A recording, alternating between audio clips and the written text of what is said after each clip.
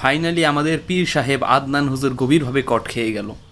এই আদনান যে কত বড় বাটপার এটা আমি প্রথমেই জানতাম, প্রথমেও আমি কইতে পারতাম, কিন্তু ওই যে মুরিদরা আছে না, মুরিদরা তো ঝাইকা এসে বসতো যে তুই হুজুর এনে কস কেমনে, হ্যাঁ আমার আব্বার সমান, সবার সব কিছু হয়ে যাক, আমার আব্বার এনে কিছু কইলে খবর আছে, যেমনটা সাকিব আল হাসানের ক্ষেত্রে হয়। এখন আমি বলি সে তো কত বড় ধান্দাবাজ। এই যে ফার্স্ট সে ভাইরালটা কেমন হয়েছিল মনে করে দেখেন, সে কিন্তু কোনো বক্তব্যের মাধ্যমে ভাইরাল হয় নাই। মিজানুর রহমান আজহারি যেমন ওয়াজ করতে করতে ভাইরাল হয়েছে, বা এদের মাধ্যমে কিন্তু সে ভাইরালটা হয় নাই। সে ভাইরালটা কেমন হয়েছিল, হঠাৎ করে সে একদিন উধাওয়ার পরে এখন দিয়ে ফেসবুকে লেখালেখি, তখন পরিমণি নিয়ে একটা কাহিনী চলতেছিল যে পরিমণিরে নিয়ে এত কাহিনী হচ্ছে, একটা আলেম উদাও হয়ে গেল, কারো কোনো খোঁজ খবর নাই। ঠিক আছে, প্রথম আমি তো মানে খটকা লাগতেছে কাহিনীটা কি। আর হাসিনার যুগে আলেমের উদাও হওয়াটা তো ইটা নর্মাল, মানে অস্বাভাবিক কিছু না, হইতোই। গুম, ঠিক আছে, গুম হয়ে গেছিলো। তো ঠিক আছে, কিছুদিন পর ব্যাক আসছে। ব্যাক আসার পর কী বলতেছে, তার নাকি দ্বিতীয় বউয়ের কাছে না প্রথম বউয়ের কাছে ছিল, মানে যাই দুইটা বিয়ে করছে, অমুক বউয়ের আরেক বউয়ের বাসায় ছিল। আমার তখন আমি খোঁজা শুরু করলাম যে আসলে কী বক্তব্য দিছে যে তার গুম করে ফেলছিল, আর গুম করার পরে সেখান থেকে ফেরতও আনলো। তো আমি তার এমন কোনো বক্তব্য খুঁজেই পাই নাই যে যেটার ভিত্তিতে হাসিনার গুম করব। আর হাসিনা এমন মানুষ না যে তোমার গুম করছে আবার তোমার ছাইড়া দিব। হাসিনা এখন পর্যন্ত যে কজনের গুম করছে তার কাউরে ছাড়ে নাই, এখন পর্যন্ত ছাড়ে নাই। হাসিনা পলানোর পরে তারপরে লাইনাঘর থেকে তারা বেরোইছে, এখন পর্যন্ত একজনেরও ছাড়ে নাই। কিন্তু আমার খটকাও নেই ভাই, জেনে একজনও ছাড়া পাইল না। হেনে এই গুম হওয়া এক ব্যক্তি কেমনে ফেরত এলো কয়েকদিনের ভিতরে, তারপরে তো সেই ব্যক্তি ভাইরাল। তো যাক, তখন আমার মানে আমি কোনো পোস্ট খুঁজে পাই নাই, তার কোনো বক্তব্যই খুঁজে পাই নাই যে কারণে হাসিনার অ্যাটাক করা হয়েছে, হাসিনা গুম করছে।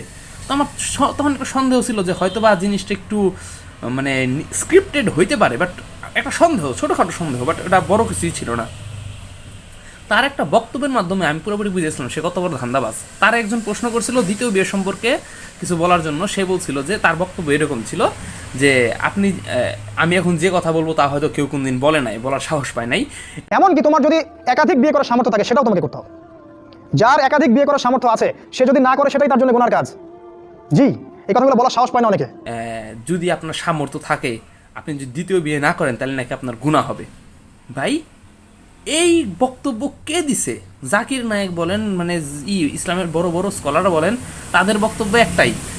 তারা বলছে যে যদি দুইজনের মধ্যে সমতা বজায় রাখতে না পারো তাহলে কইরো না, দ্বিতীয় বিয়ে কইরো না। দ্বিতীয় বিয়ে করা অনেক হ্যাংজ্যাংয়ের ব্যাপার, ঠিক আছে? আর দ্বিতীয় বিয়ে তুমি যে সুন্দরী মেয়ে দেহে করবে এটারও হিসাব না। তোমার করতেও বিধবা বা যার বিয়ে হইতেছে না, অনেক মানে তোমার বিয়ে করতে হবে ওই রকম যাদের বিয়ে হইতেছে না, একটু অসহায় যারা আছে তাদেরকে। এখন তার বক্তব্য, এই আদনান হুগুরের বক্তব্য অনুযায়ী, যদি আমার ধরুন অনেক টাকা পয়সা আছে, আমি তো মনে হচ্ছে আল্লাহ আমি যদি দ্বিতীয় বিয়ে না করি আমার তো পুলিশে ধরে নিয়ে যাবো, আমার তো জাহান্নামে পাঠাই দিব, আমার দ্বিতীয় বিয়ে ধরেন করলাম, কই রে এখন আমি দুজনের মধ্যে সমতা বজায় রাখতে না পারলে দোষ কার, আমার না আদনান হুগুরের? আমার এই বক্তব্যটা তখন আমি ফেসবুকে একটা গ্রুপে লিখছিলাম। কয়েকজন আমার হ্যাঁ বলছে, হ্যাঁ ভাই তোমার কথা ঠিক আছে, যে তখন গুনার ভাগ কে নিব। কিন্তু কয়েকজন এই যে আছে না মুরিদ, ওই মুরিদ এসে আমার কাছে, এই তুই আদনান হুজুরের অপমান করস, আদনান হুজুরের এই করস, তোর মতো মানুষ যদি আদনান হুজুর অপমান করতে চায় আল্লাহ তার প্রশংসা করবো, আল্লাহ তার উপর উঠাই নিব। ভাই আমি কি কইছি হ্যাঁ কি বুঝে? তো এরপর আমি আর এই কিছু কই না। আচ্ছা, আপনারা একবার ভাইবে দেখেন, হুজুরে হুজুরে এই যে সবচেয়ে বেশি পরিমাণ বিতর্কের শিকার হয়েছে সম্ভবত তাহিরি। তাহিরির পরে পরবর্তী স্থানেই এই লোকটা, এই আদনান, এই কয়েকবার বিতর্কের শিকার হয়েছে। কারণ তাহিরির বিতর্কের আমি এটা বলি, তাহিরি প্রথমবার বিতর্কিত হয়েছিল বসেন বসেন বৈশা যান, ঢেলে দেই গানটা প্রত্যয় হিরণ না বানালে ঢেলে দেই নিয়ে এত বেশি হতো না। তাও ঢেলে দেই নিয়ে বিতর্ক হয় না, ঢেলে দিনে মানুষের ফাইজলামি করছে, যেমন ওই যে মুরব্বি নিয়ে করছিল, ফাইজলামি করছে। এটলো বসেন বসেন। আর এটা হলো যে এই জগতে আমি একারে আমার কে হো নাই, ওই যে ওই গান যে গাইতেছিল, এই দুইটা। এটা স্যার আরেকটা মনে হয় ছোট একটা ঘটছিল, ওই যে একটা হুজুরের সাথে মনে একটা ফাইট লাগছিল, শাইখ আহমদুল্লাহ। আহমদুল্লাহর সাথে যখন ফাইটটা লাগছে, হুজুরে ভাই প্রায় ফাইট লাগে, কারণ হ্যাগো ফাইট নিয়ে তো ভাই বসে থাকলে চলবো না আমাগো, ঠিক আছে? ঠিক আছে, তাদের মধ্যে লাগছে, তাদের দুইজনের যুক্তি থেকে দুইজনের রাইট। এবার আসে আদনানের সাথে, আদনানের কয়েকটা জায়গায় কী বিতর্ক হয়েছে।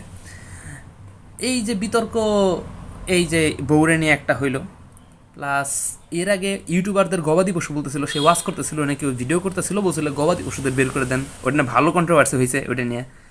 তারপরে এই যে হুজুরে হুজুরে লাগছিল আহলে হাদিস না কোন একটা হাদিসটা যেন অপমান করে কথা বলছিল না কি একটা ইয়েছে, আমি তো হাদিস না তো কিছু জানি না ভাই, হাদিস আমি কোনো হাদিস ফলো করি না ভাবে, স্পেসিফিক কোনো হাদিস ফলো করি না, তাই আমি এটা বলতে পারলাম না।